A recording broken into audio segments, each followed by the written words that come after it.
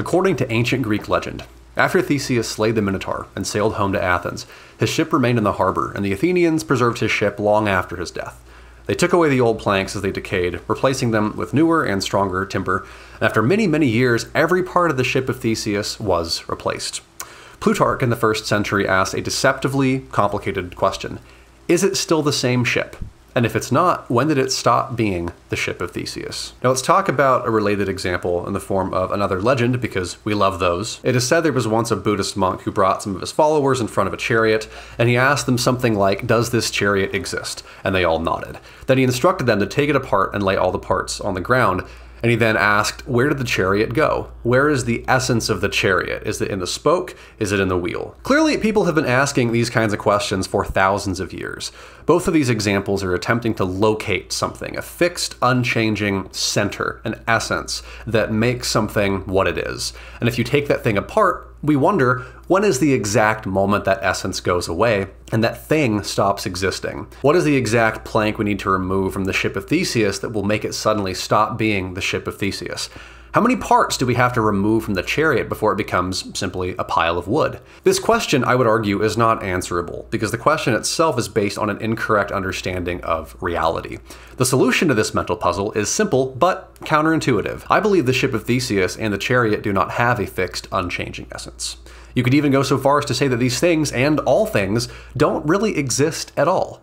At least not in the intuitive essentialist way that we feel like things do. We search for a fixed essence in things where there is none to be found because nothing has a fixed essence. But we clearly feel like things do. Why? The reason we feel like things have an essence is because we create the essence in our minds the moment that external reality and raw sense data enters our consciousness and is perceived, so it crosses that barrier into organized perception. And in the process of organizing reality, we draw conceptual boundaries around things to distinguish them from other things so that we can interact with the world. A thing's essence does not exist within its atoms. Its essence exists within our minds. It exists in the relationship we have to the thing, how we perceive it, how we're able to interact with it, what can we do with it. The essence lies within our consciousness. It does not actually exist in the world or in the object. David Hume once said that there is no identity or essence to objects other than the one which we impose. Things are not really one thing, but we act as if it is one thing. We call it one thing because it's convenient to us. This is called bundle theory, that things are just bundles of qualities.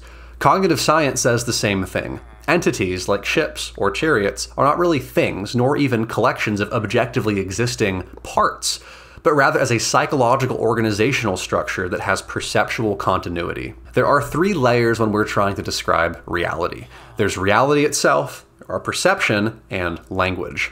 At bedrock, physical reality is just atoms, and these atoms are in turn made up of something, who knows. But unless you're a chemist or a physicist in a lab, you don't really interact with atoms. At least you don't perceive reality at the atomic level. You perceive reality at the level that you're at, where there are things like cars and horrifying monsters like lions, tigers, and Dennis Prager. The totality of reality, randomly sampled, is like throwing a video camera off a cliff and letting it spin all the way down and just record blurry nonsense. It's not a representation of anything. As beings with consciousness, we focus on things. We draw lines between things. We perceive things because we have to act in the world. And so we develop a schema of reality so that we can navigate it. And once we have a conceptual category for something, a linguistic category follows.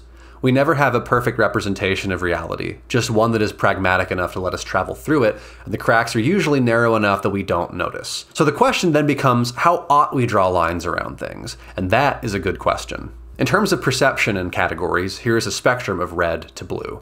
Now, this color spectrum is what it is. Whatever we call it doesn't change it. But how do we categorize these colors? Clearly, these 2 colors on each end are pretty different, and we've decided to call these red and blue. But where does red end and blue begin? Is this red, purple, and blue? Is it red, magenta, purple, indigo, and blue? You can infinitely subdivide this and call each pixel a different color, or you can subdivide this into 2, red and blue. Independent of where we draw our categorical lines on the spectrum, or how many colors we want to say it is, reality is what it is, independent of how we perceive it or what language we use to describe it. There are an infinite number of ways to interpret a finite set of data, and there are an infinite number of lines we can draw on this color spectrum, an infinite number of potential categories of color that we could create in our heads to organize and perceive it. And this is the best faith interpretation of what it means to say something is a social construct. It's not to say that reality isn't real, but how we decide, sometimes even unconsciously, to perceive and organize that reality, exactly what categories we create and exactly where we draw the lines around them, that part is a construct. Where to draw the lines around exactly what constitutes red or blue or purple, to exactly say where a river ends and the ocean begins, or where your wrist ends and your arm begins. We can't draw exact lines. The lines just have to be good enough for us. So in terms of where ought we draw these lines, I don't think there's an easy answer to that question, but what seems to be the guiding principle is, when reality presents us with forms that are sufficiently distinct enough to warrant being given linguistic categories that result in living a more pragmatic life, by all means, live pragmatically. And yes, that mouthful of a quote is an original by me. But what if our linguistic or conceptual categories are insufficient and the cracks become too wide and we're unable to pragmatically function in reality anymore? What if the incompleteness with which we perceived something in the past, and thus the linguistic categories we created to describe that reality, now become too disharmonious with the way our current perception of reality has changed? Well, it's time to update our language. When new bundles of things come into existence, or old bundles of things change, we must now create new conceptual categories for these things, and then new words for them. We may recognize the old ways we perceive things was good enough for the time, but now is insufficient and must be re-examined, and the lines must be redrawn. For example, in terms of categories evolving, the categories of mental illness in the DSM or the ICD change with every new edition, and the lines around species in biology and taxonomy are redrawn all the time. This doesn't mean that every time there's a definitional change that anything in reality stopped existing suddenly. It just means that the way we categorize reality has changed. In the unbroken evolutionary chain from our primate ancestors, when was the first human? There is no answer to that question. It's just a spectrum, and we kind of draw an arbitrary line somewhere. A word simply represents a category that describes a list of attributes. A noun is really just a compressed list of adjectives. We perceive a thing's attributes or qualities, and rather than just describe everything about it every time we want to reference it and say, it has this, it has that, it looks like this, it does that, we bundle all those qualities into one word and call it that. So now we say, it is this. That's all nouns are. They're just bundles of adjectives. Another way of saying this is that categories are just bundles of qualities. You change enough of a thing's qualities, you change what the thing is. And so you change the category, and so you change the word you use to refer to it. Let's sum all this up with what I call the sandwich analogy. If you take a ham and Swiss sandwich, remove the ham and Swiss, and replace them with turkey and cheddar, you now have a turkey and cheddar sandwich. If you change the parts, you change the thing. The question becomes, how many parts do you have to change? But then we're simply talking about degree. Now that we have broken down and explained the fundamentals of human phenomenology and linguistics, we are finally now able to talk about trans people. Take a fucking sip, babes. The first thing to talk about here is the difference between gender and sex. Sex is your biology. It's your chromosomes, your reproductive organs, your endogenous hormones. A downstream effect of your biological sex is something called secondary sex characteristics, which are observable features that allow us to tell the difference between males and females. So, facial structure, voice, fat distribution, body shape, etc. Then there are also gender roles, which are the social expectations we place on people based on their gender, like hobbies, clothing, professions, etc. And there are some people who think if you change those things about yourself, you're changing your gender, and I don't agree with that framework. I define gender strictly as secondary sex characteristics. These are all working definitions. The nerds in academia are still arguing over it. I'm just giving you guys the framework that makes the most sense to me. For 99% of people, 99% of the time, sex and gender pretty much line up one-to-one. If you look at someone's face, you can pretty much know what their biological sex is, because gender is a downstream effect of the hormones secreted because of your chromosomes, which are based on your biological sex. So why have the category of gender at all, you might ask? Why not just have biological sex? That's a good question, and the reason is that although tightly related, they are distinct. There are many species that have biological sex but not gender. Think of cats or dogs. You can't tell from looking at a cat or a dog from a distance if it's male or female. For that, you gotta get uncomfortably close. And you could also conceive of an alien species where they all look like this, and some have sperm and some have eggs, but all their faces and voices sound the exact same. So there isn't really gender, because there aren't really any visuals or aesthetics that differentiate the sexes. Now, this is not the condition we find ourselves in as humans, but these examples do illustrate that sex and gender are distinct. There are some people that say, well, if you have an XY chromosome, chromosome, you're a man, and you always will be, and that's that. Well, that's wrong, and I can prove to you that it's wrong. If you don't believe we can separate biological sex from gender, let me give you a thought experiment. I have come up with a defeater, and in one devastating blow, I shall prove that chromosomes are not what make you a man. Now, this thought experiment only works if you're a dude, and according to my YouTube analytics, you probably are, so here we go. Take a good long look at this person. I want you to open your mind's eye and imagine them giving you the slowest, most sensual job of your entire life. I want you to imagine the stubble on this person's chin grazing your ballsack. In this moment, I have a question for you. Would that be gay? There's a correct answer to this question, and the answer is yes, it's super gay. And this is Buck Angel, a transgender man. This person was born female. They have an XX chromosome. So if you believe chromosomes are all that matter, Buck Angel should be a woman. But how could it be gay to f a woman? If all that mattered were chromosomes, running your hands down the back of Buck Angel's bald, stubbly head wouldn't feel gay. But it so clearly is. So obviously, what it means to be a man or a woman involves something other than just chromosomes. And be they gay? The conceptual and linguistic categories of man and woman were invented thousands of years ago, before we had any knowledge of chromosomes. So clearly the attributes or qualities that men and women have in observable reality that warranted the creation of these categories in the first place was something other than chromosomes. And it's pretty clear, to me at least, what that is. That men and women are observably distinct. It's their secondary sex characteristics. It's their facial structure. It's their voices. It's their bodies. That is what we care about. That is the reality we actually come into contact with that makes us perceive people as being different. We never come into contact with chromosomes or care about them for their own sake. We only care about chromosomes because of what they do, because of the effects that they have on the human body that changes the attributes or qualities of that person that we can observe. We only discovered chromosomes in the last century, and that provided an insight into the underlying causal factor for what was causing those differences. But the causal factor behind the thing is not the thing itself.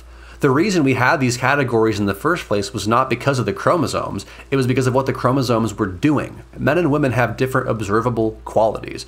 We cannot help but observe that men and women are obviously different and thus put them in different conceptual categories based on their traits. And that is what we care about, something's traits. Because remember that the categories are simply lists of traits. Nouns are simply compressed lists of adjectives. And to be sure, there's still variation within these two groups of men and women, but they lie in fairly distinct clusters and not a binary, but what is called a bimodal distribution. Now, remember what we said earlier, that there is no one permanent fixed essence in things, that you change the attributes, you change the category. If you change the parts, you change the thing. Remember the ship of Theseus, or the Buddhist monk's chariot, or the sandwiches, or Buck Angel? If you change a sufficient number of attributes a person has, you change their category. And this is how men can become women and women can become men. That is the transgender argument in a nutshell. If I look at somebody and they look like a woman, they talk like a woman, I'm going to perceive them as a woman. Maybe they have an XY chromosome, but I can't see that. I don't care about that. All I can see are the things about them, and those things make my brain go, yup, woman. And you might want to be a purist and say, well, they're not a full woman because they still have an XY chromosome. And I say, fine, if you want to be a categorical purist, but they're also certainly not a man. I don't think anybody would look at Blair White and think, yeah, dude. It's not like gay men or straight women are going to be the ones who are attracted to Blair White. And here's the thing, we have a term for them. Trans women. Where there are relevant differences between trans and cis women, that's a perfectly reasonable thing to acknowledge. So when it comes time to make medical decisions or things involving your biology or becoming intimate with a partner or competing in certain sports, that information becomes relevant. But if you're just socially interacting with this person, the fact that they have an XY chromosome buried in their DNA is simply not relevant or meaningful information. Now, there is some disagreement within pro-trans spaces on where to go from here, because some people believe that you must meet some sufficient amount of objective or observable criteria before you can be considered of a certain gender, while others believe that no criteria are necessary for categorical change other than merely self-identification. The first camp is basically the people who agree with everything I've said in this video so far, and that happens to be the camp that I'm a part of. And the second camp, to me, is well-meaning, but runs into a pretty fatal problem. That is, if you make the word that is the category self-referential without defining the category with any actual adjectives or qualities that touch the ground or that can be observed, observed, that category loses its meaning. And at that point, the word essentially becomes part of a private language, and it just becomes a sound that doesn't really serve to communicate anything to anyone anymore. And if that's not the purpose of language, what is? The self-ID phenomenon basically says, I am not ontologically defined by any objective criteria I meet or qualities that I have, but rather I am defined by my perception of myself. And for certain things, this works. Like if you perceive yourself as happy or sad, then in those moments you are happy or sad, because happy and sad are states of being that refer to your internal emotional experience. Being a man or a woman, however, I think is a little bit different, because at least to most people, those categories of being are describing sets of observable traits that someone possesses and that other people can perceive. So although I think I've debunked the idea that there is this innate essence in people that keeps them a man or a woman forever, I do believe that some criteria must be met to qualify as being a member of one of these categories. Where we exactly draw those lines and agree where one category ends and the other begins, we can work that out as a culture through conversation. But now that we've established how to do that, we need to actually have those conversations. And I don't see them happening anywhere. And I understand why they're not happening, because they're hard. And trans people are understandably tired of trying to endlessly justify their identity, especially to people who are genuinely hateful towards them or mock them. It's very hard territory to tread. A trans person cannot help how they perceive themselves, but in that same way, no one else can help how they perceive that trans person either. They can change the language they use because language is voluntary, but perception is involuntary. If someone perceives themselves as a man, but other people perceive them as a woman, or vice versa, is that person a man or a woman? Well, it depends on who you ask and what your definitions are. Again, it's all just constructs of language that are meant to reference our perceptions and our minds that in turn reference something that we're seeing in reality. So if multiple people are all seeing the same thing in reality, in our example, a trans person, and some people perceive them as being in the category of man and others perceive them as being in the category of woman, well, we're all looking at the same reality, but clearly these people have different categorical perceptions through which they organize that reality and different language they use to describe those categories. That's where the miscommunication's happening. And as much as I cringe at the overuse of the term civil discourse, we need conversations about what our definitions are so our language can function and people can understand what is being communicated when others speak. Self-ID, I think, attempts to bypass this problem by taking a categorical identity that is really a socially negotiated concept and says, I have my own private definition of what this identity is, and I am that thing, regardless of whether anyone else perceives me as that thing or not. The problem with this, in the most extreme case, is that no one else is going to perceive them as that social identity, and the definition of a social identity is something that people socially identify you as. I understand the desire to make the self-ID argument, but I think it is ultimately self-defeating for this reason. And I also think that trans people don't want to feel like people are lying to them about how they perceive them, or merely paying them lip service. Now, I am but a cisgender man, so take whatever I say on this with a grain of salt. But trans people, from all the ones I have known and spoken with, want to authentically be perceived as a certain gender by other people, and this means meeting certain criteria that other people define that gender as, which is a huge part of why transitioning matters in the first place.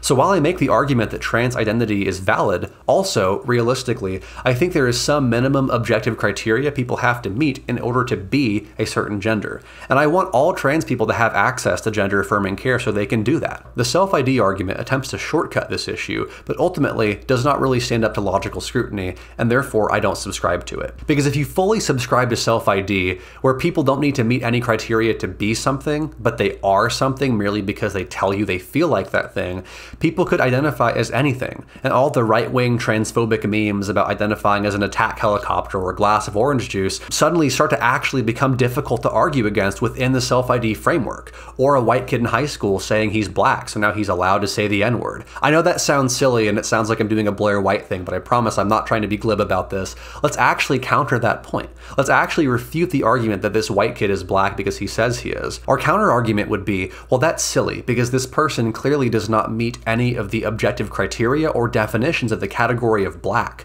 Just because he says he's black doesn't make him black. That's not enough.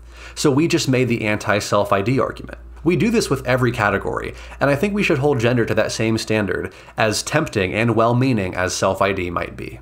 I hope I've laid out the case today for why I believe that transgender identity is valid. If you want to debate me about it, my email is in the description.